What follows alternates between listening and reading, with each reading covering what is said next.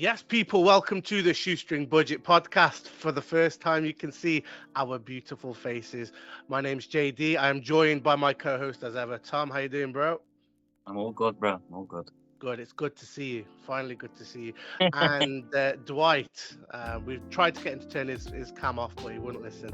How you doing, bro? Nice to have you back on. I know, it's been a while, been a long time coming. Yes, it has been a long time coming, but glad you're back, man. Glad you're back. So this is the first time that we've played since the death of the Queen. So we were meant to play a game on Sunday. That was called off, which is obviously understandable. But then we travel now to Moldova to play Sheriff or Sharif. I don't know where the pronunciation is there. Obviously coming fresh off the back of that defeat against Real Sociedad last week. Boys, what did you make of that performance? For me personally, the penalty decision made, that was VAR at its very finest. But I suppose you could also see by that performance, you can see why Ronaldo doesn't start for us. He's definitely an impact sub. Well, if you want to call him that, because even when he comes on as a sub, he doesn't really do much. Maguire and Lindelof, we haven't missed that partnership. And Fred, again, we haven't missed him either. No, totally agree. I got a few messages sent after my review of that game. You can watch that on our channel as well. My review of the Man United Real Sociedad game. I said they're pretty much the same as you, Tom. That Ronaldo, he looks so old now. He does not look like he's got the legs in him. The guy's 37 now, so we do kind of have to cut him some slack. But yeah, how did you feel about that game, Dwight? I was shocked. Like, I was really shocked due to the fact that we were on a good run of form. We were 4 games unbeaten. We just come off the win to Arsenal. I wasn't expecting anything major with the lineup. Obviously, like Tom said, Harry Maguire and Lindelof partnership.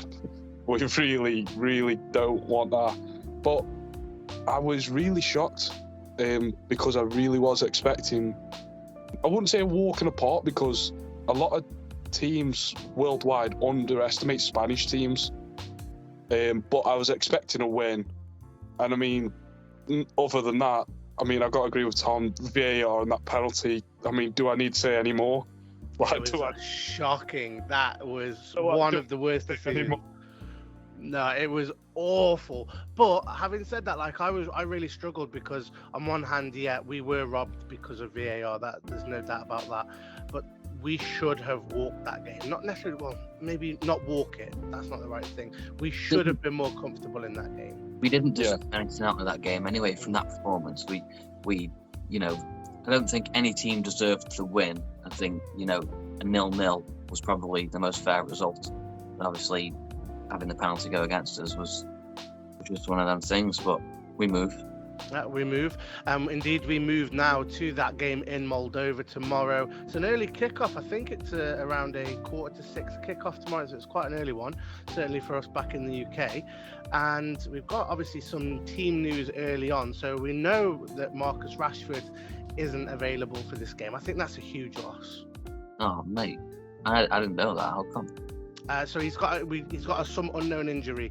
Now the problem also comes up that it is the draw for the England selection for the weekend's internationals or next week's internationals. So there's uncertainty whether or not he's going to feature in that selection as well. So that's got him for him, because he has been in a rich vein of form, scoring against Liverpool, tore Arsenal to shreds last week or the week before now. Quite upsetting for the lad. It seems like he's played himself into form and then all of a sudden he's been hit with an injury again. So it is a shame. I mean, I on the whole, Rashford, like, I genuinely believe the way he was playing, this could have been like his redemption from everything he's suffered. Obviously, getting all that abuse from the Euros, penalty miss, getting the abuse from Man United fans for basically not playing to standards. I'm not saying he doesn't deserve it. That's no one deserves to get the abuse he got. But I understand the frustration of United fans when you know you've got a player like Rashford and his ability, you know he's got it. Why isn't he showing it? And I think this season, from what he's shown so far, could have been like a really good redemption season for him. I think it goes back to a couple of seasons ago, doesn't it, when he was like probably our best player. Yeah, And I mean, to see the form he's been in for the past 2 seasons or whatever, it's just it's not what you want. I think it's what affected him more than anything was the whole penalty mess. Yeah. With England. I mean, I'm heartbroken as much as the next England fan, but the abuse he got was unreal. I mean, he tweeted out some of the messages he got off on Twitter, and he was like, "Oh, go die, go do this, go do." I'm like, I understand the anger and the heartbreak, but the man is still a man at the end of the day. He still is human. Not everyone.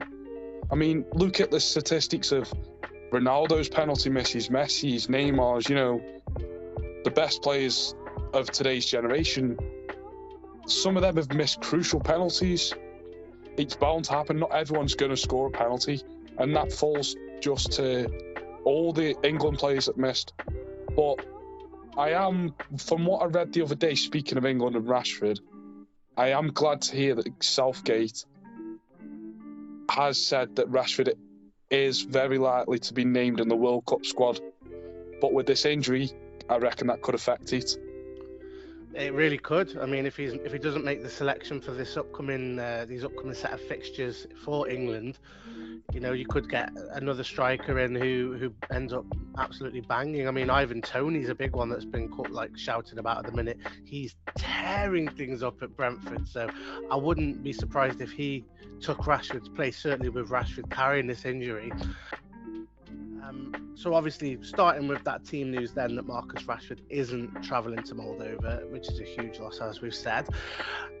We do have a travelling squad. So we've got De Gea, Heaton, Vitek, who I think is the young goalkeeper. So we're not taking Dubravka, which is a bit of a strange one, really. I don't understand that, because what's the point in signing a backup keeper if you're not going to take him, you know, to these type of tournaments, or because he's not going to play in the Premier League.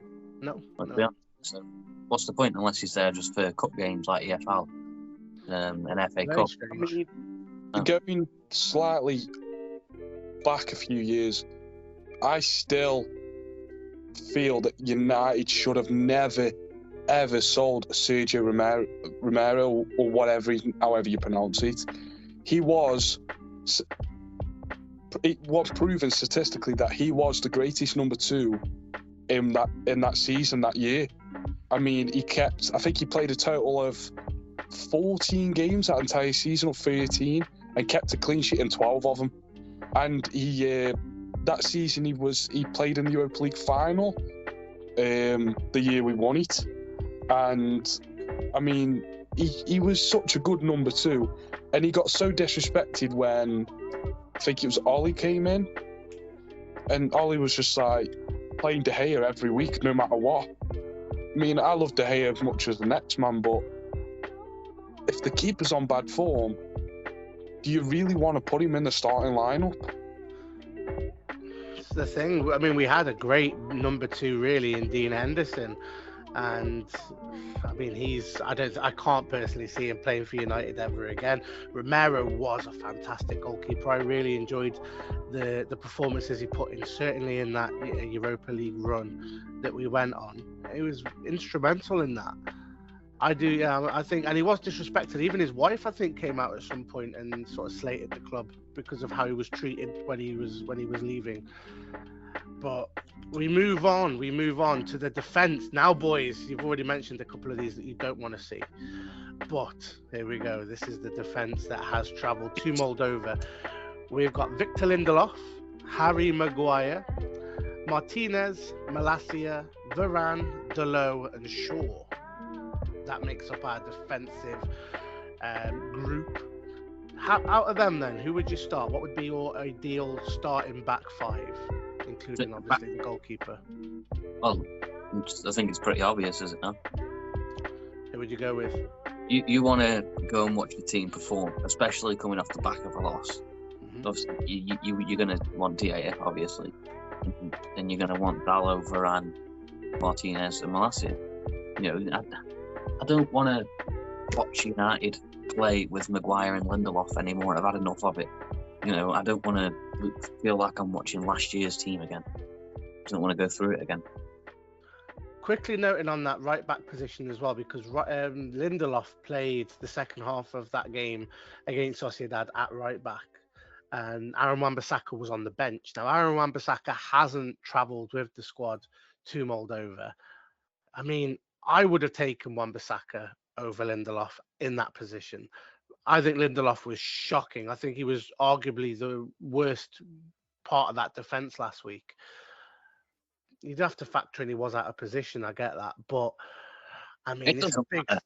Yeah, I don't think it's because you're a defender, so you still know how to defend. It was that was what got me. It was the defending part. It wasn't like making the runs forward or the crossing. I could forgive that. There was a time, I can't remember which player it was. He went like sort of toe to toe with, and this guy knocked Lindelof like on his feet, and the guy wasn't particularly well built. It could have even been the kid Kubo, the Real Madrid winger that he always played for Real Madrid. Could have even been him. Put Lindelof straight on the ground, and I'm like, what? You're an international, a regular for Manchester United. Maybe not this season, but certainly last season. You should not be put on your behind by a kid who's built. He's built like a chip. He was tiny. Do you know what I mean? That shouldn't be happening. Come on. 5'6". I don't even think he's that tall either. And he's not strong. He's not big built. He literally bodied him, and I'm like, that's wrong for a Manchester United player to be put on the floor like that. I mean, I just want to quickly touch up. I'm going to make a point here, and a lot of United fans might not agree with me. Some might. I'm looking forward to this. No, Lindelof should be pushed up to CDM. Okay. Because I've heard this before. I have actually heard other fans say this. I believe, if you look back, defensively, he has his moments where he's good and he's not great. He's 50-50. You never know what you're going to get. Now, his passing ability and his ball playing is next to nothing. Check his statistics. I think he got 93% pass accuracy last season, and he got 4 or 5 assists. I know that doesn't sound like a lot for a centre-back, though. That's really good. I mean, I think we should push him up to CDM, that holding role. Eriksen shouldn't be there. I know he does a great job, but I believe Eriksen can get off more further up the pitch. But do you start him over Casemiro or Scott McTominay? Oh, Scott McTominay, definitely. This season, bear in mind this season, I think it's been. I don't see. The thing is, Scott McTominay's one of them with me. He has his good days and bad days, and when he's bad, he's bad. But when he's good, I feel like I look at him and think, no wonder you're starting. You're putting in the work, you're doing well. Obviously, you're going to start, and I think he needs to start. But then when he's bad, it's like I wouldn't even want him on my pitch. I don't even want him on the bench. So Scott McTominay's always 50-50 with me. I mean, I personally believe Fred's better than him, and that's just me. Casemiro and Fred should be our holding midfielders. I think with Fred, what lets him down is his passing ability. Yeah. When it comes to passing the ball forward or, trying to be that supplier, he's not got it. Yeah, I agree with that. I think he's trying to take the role of Pogba in that aspect. He's trying to get the ball up. He's trying to, do those long passes. But let's be honest, the way, Pogba went about leaving the club and everything, and it was, it was quite disrespectful. But at the end of the day, we're not going to get a player like Pogba in years. Simple as that. I'd take that though. I think that's I think that's a positive. I can't recall 20 games that Pogba was fantastic in. I don't necessarily fully blame Pogba for that, because when he came at quite turbulent times for United. He came when we had Jose Mourinho signed him, and obviously he had probably the worst relationship of the lot. We started to see glimpses of brilliance when he was brought in with Ollie. Ollie sort of, I don't know, coached him. I don't know if that's the right thing to say. I know that's not a popular thing to say, but Ollie definitely unleashed something in him. But then when Ralph came, it was just like, nah. But I think at that point he'd down tools because he knew he was going. But going back onto McTominay very quickly, the thing, me and you pointed this out last week, Tom, when we did our preview of the Sociedad game. The thing is with McTominay, he's good in bursts, like you just said, but it's the consistency that he lacks. Now, this season, he has shown consistency. Since that Brentford game, the last 4 games that McTominay's played in, he's been phenomenal. Like, he has barely put a foot wrong. The Arsenal game, superb. Liverpool, like, that was, he was fantastic. To the point now where you can't see Casemiro fitting in that team yet, because of he's being displaced by Scott McTominay. If I'd have said that to you after that Brentford game, you'd have laughed at me. But McTominay in Erik ten Hag's system, with that belief and being taken away from Fred, I think we're going to see the best of him this season. 4 games of him sort of playing without Fred, but I think consistency is what he's lacked in this career, and I'm hoping we see the best of him now. But Casemiro as well in that game, there was no one really that came out of that game other than I think maybe De Gea. De Gea didn't really do much wrong in that Sociedad game. Casemiro in that game I thought was appalling. Like, I was so disappointed in what I saw with him in that Sociedad game. A team that he knows sort of how they play, he knows the Spanish league, he knows how their team lines up and sets up. Just thought he was pretty woeful, to be honest. Should have scored. Didn't think he did well. What did you guys think of his performance last week? Pretty much similar to what you've said, but I think, again, the same as we are Ronaldo, we're expecting a bit too much of him, but we seem to forget his age. I mean, I know he's only, what, is he 30? Mm-hmm. Yeah, 30. He's got the experience, but he's also had that experience with the same Real Madrid team.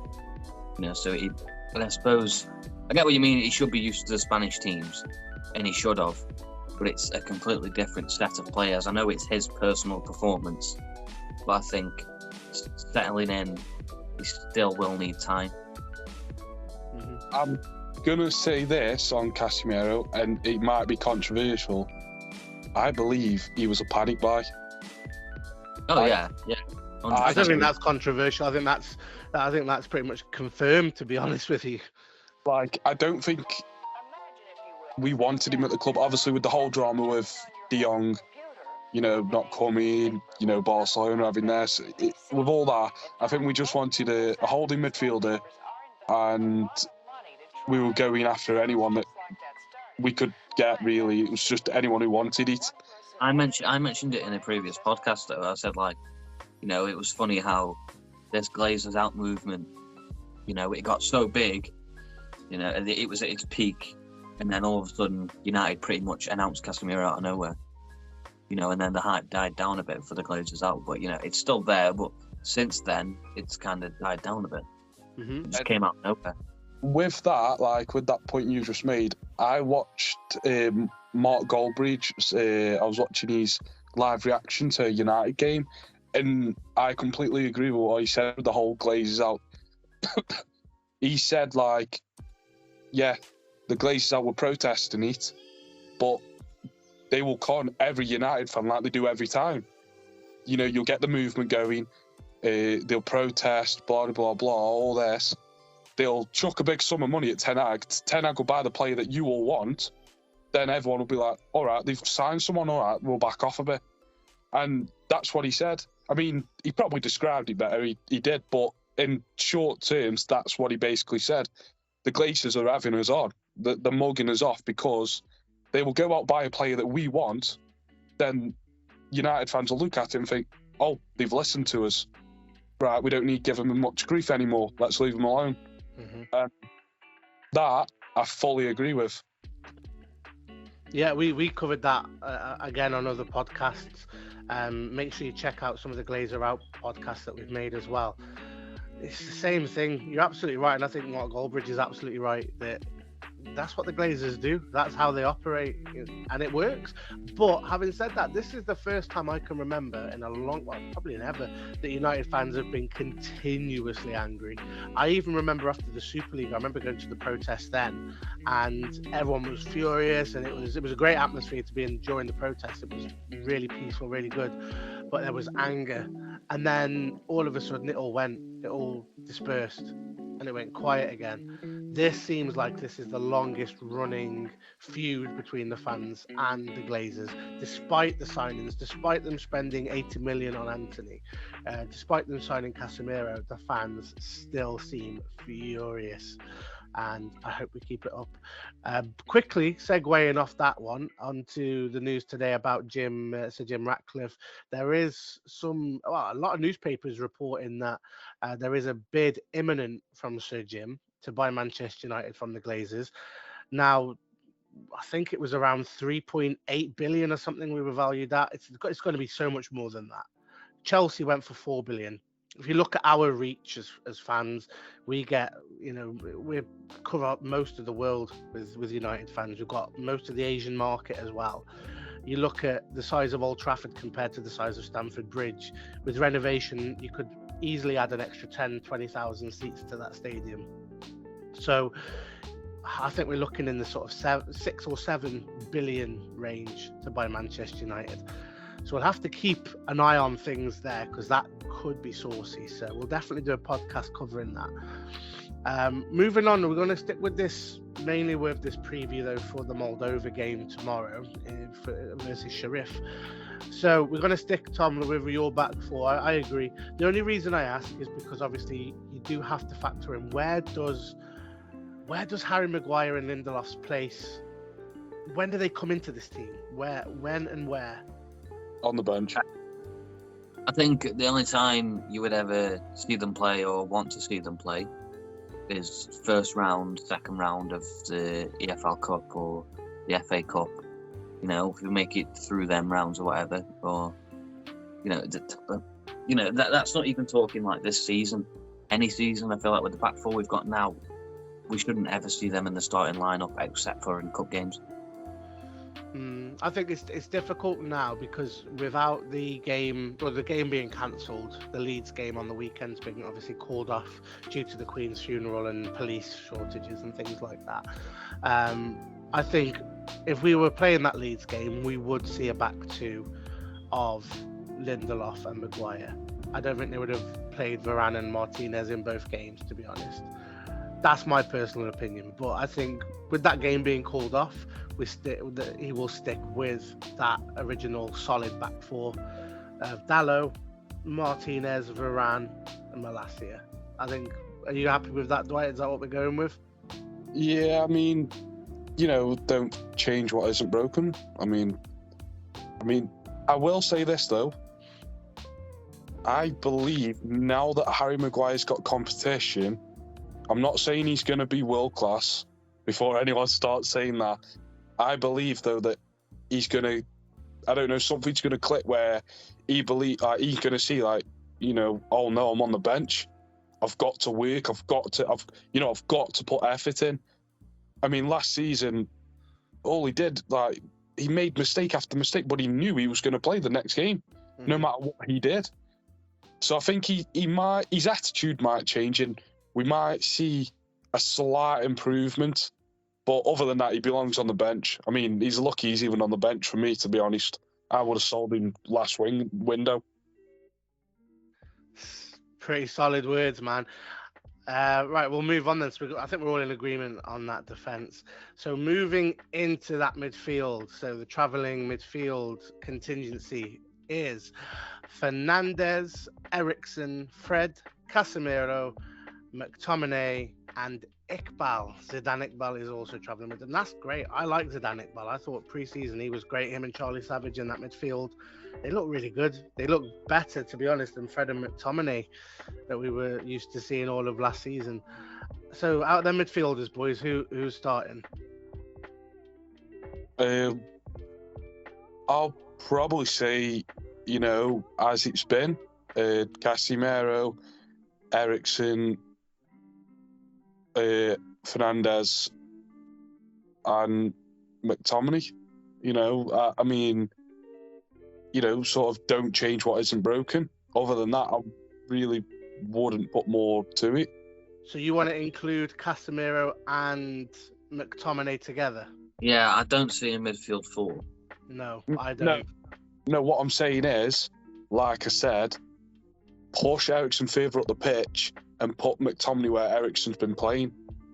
Eriksen naturally offers more in the attack, so therefore utilise what he can give on the playmaking side. Yes, he's not that great defensively. He's a hard worker and he puts the work in, don't get me wrong, but he does more up top. That's just my opinion, though. What do you think, Tom? I can see you kind of itching for this. I think it'll be Fernandes, Eriksen, and McTominay. Yeah, I'm sticking with that.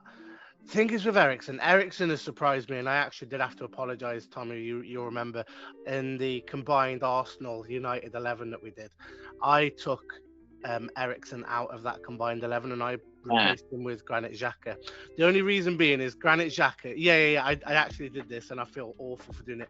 My reasoning behind it was that in the United v Arsenal game, Xhaka it always steps up, and I think in that position he is statistically better than Eriksen in that defensive midfield role. However, having said that, I've been proved completely wrong, and I'll hold my hands up and say I was wrong. Eriksen he's taken that role to a next level. Like, I never would have said we'll be playing Eriksen and Bruno in the same squad. I thought they'd be alternating between that sort of number 10 role, behind the strikers. Yeah. I never saw him playing in the position that he has been, and he has killed it in that position. You look at that game against Arsenal in particular, I think you must have seen the preview and seen what I said about him, because he just pulled it out of the bag in that game. Putting the ball through for Rashford and linking up play. Even against Sociedad, he was my man of the match. He played a half a game, ran the game. When he came off, I noticed a big difference. Yeah, I said this in the group chat on Twitter. Ever since Eriksen went off the pitch, it was dead. I feel like if Eriksen had stayed on the pitch, we maybe could have got something from the game. But as soon as he went off, that was it. There was nothing. It was just flat. Yeah, he was our creative outlet in that game. So I'm going to go with that. I can see McTominay or Casemiro. It's one of them two. Only reason being, again, is just for fitness and just to get people playing together, because we're not going to play another game now till the beginning of October, which is a shambles. It's just a calamity. Oh, it's horrible. The season's only just started. We've had ages without football, and now let's just. Well, I'm not even going to say nothing. I just want to hope you that stay quiet in this. I could see you dying to say something then. I think they should have cancelled the internationals or something. Just let us play another match before. We move. I'm gonna go with. I would like to see Casemiro given another chance. I was harsh on him last week. I was speaking purely out of emotion. I did that podcast straight after the defeat because I think sometimes it's better with emotion. But yeah, I think Casemiro and Eriksen in them more holding roles, and then we go with Fernandes as the sort of 10, and the front three it will be. So you've got to choose from.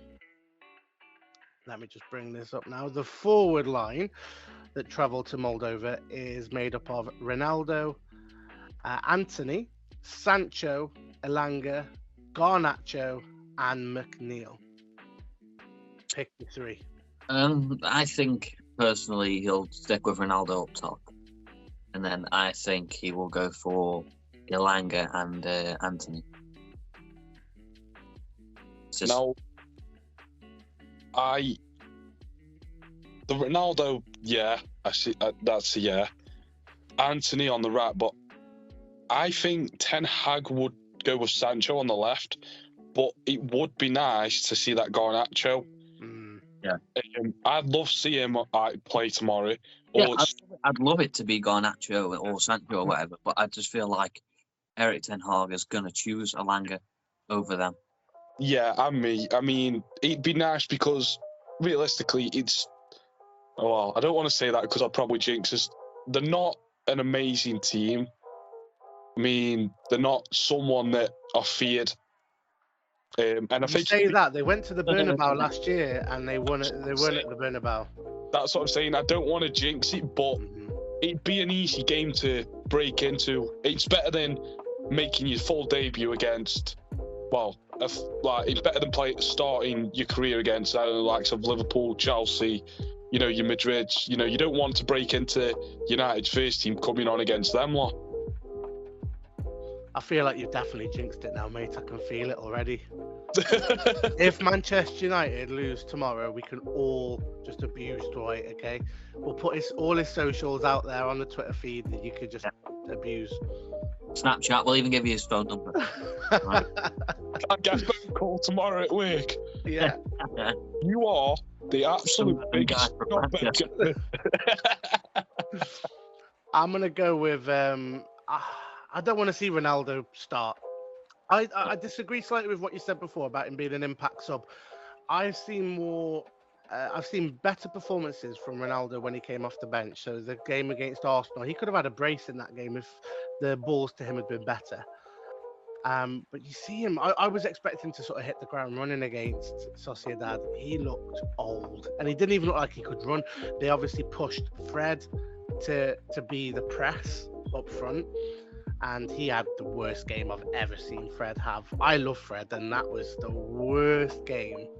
But I felt bad again because he was playing as a 10, and that isn't Fred's position. I don't even know what Fred's position is, if I'm totally honest with you. He just sort of runs around here, there, and everywhere, but he's not a 10. He's the any. Yeah, exactly. In the pro clubs, yeah, he's the any. Yeah. Let's not play Fred. Just put me on the pitch. Yeah, stick me on the plate or whatever. Yeah, it's bizarre. It's bizarre. But yeah, I don't want to see Ronaldo play. I'm going to go with... I would like to see Garnacho, but I think he will go with Alanga. To be honest, it's going to have to be Ronaldo. We've got no one else. I'm just thinking, I was about to say Rashford, but he's not there. Martial's not there. Oh, we miss Cavani. I would love to see Cavani in Ten Hag system. I've said this the whole time, though. That guy ran. All I'm saying is, yeah, he might have been 35, 36, but that man did run. And I'm telling you, if he played under Ten Hag and Golden Boot, Salah won. So, boys, what we're going to do, we're going to go on to our predicted score. What are we thinking? 5-0 United. 5-0. No, 3-0 United. 3-0 United. Okay, comfortable win then, yeah. Yeah, easy. I think Ten Hag got the mentality to make us bounce back, so I think it's just going to be an easy 3-0 victory. Nothing exciting. It'll just be a walk in the park. Okay. If Maguire and Lindelof start, 1-0 to Sheriff. You got to have faith. Shut up. If Eriksen and Varane start, then 2-0 United. I think if we go with the 11 that played against Arsenal, I think we're looking at a 2-0. I think the most we'll get is 2, to be honest. I still don't think we're there. I think the style of football we play suits teams like Arsenal and Liverpool, teams that will attack us. I can't imagine Sheriff attacking Manchester United, even though they are the home team. I'm going to say a 1 or a 2, to be honest. No, I don't think it's going to be a hammering. I'd be very surprised if it was. Right, boys, I want a public apology when 3-0 tomorrow. Well, I'd love it to be a hammering. Yeah. I would love that. But being realistic, though, I can't see it. Yeah, we've got to be realistic. Yeah, realistic. I want a full-blown public apology when we win 3-0. We'll do that for you. We'll do that for you, Dwight. Tom, have you got any final thoughts on tomorrow's game?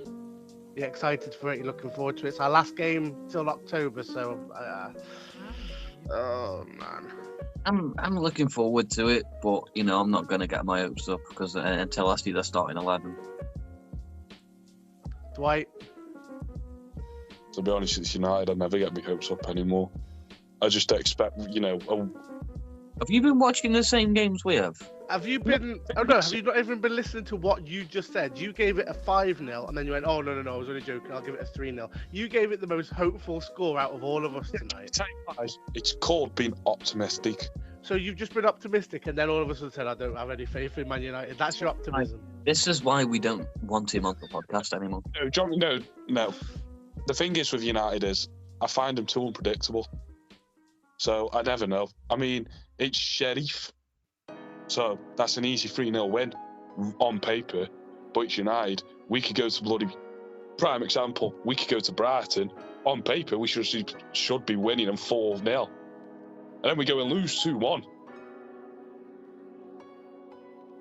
I don't know. I don't know how you can say that because the team that we had against Brentford and against Brighton was different size. The difference is we didn't sign Casemiro. No. It was. We had Martinez, Varane. Yeah, but they weren't playing. Martinez wasn't playing against Brighton. Maguire was playing, and Maguire was playing against Brentford. Brighton, I'm scrapping that game off. That game never even happened. Just before we go, I'm going to give a shout out to some of the boys. They've been really supporting the channel. So big shout out to Paul, Craig, Cobbs, Tio, Shiv, Leclerc, Eric, Peter, Liam, and Seg. Thank you, boys, as ever, for your support. We do appreciate it. Make sure you like and subscribe. Dwight, we'll see you in a few months. Tom, I'll see you on the next one. And before we go, join me and Tom tomorrow. We're on Rich Sport. We're doing our reaction to that game. We're actually doing a live stream to that match. Oh, man, I can't wait for it. Last game till October, boys. Peace.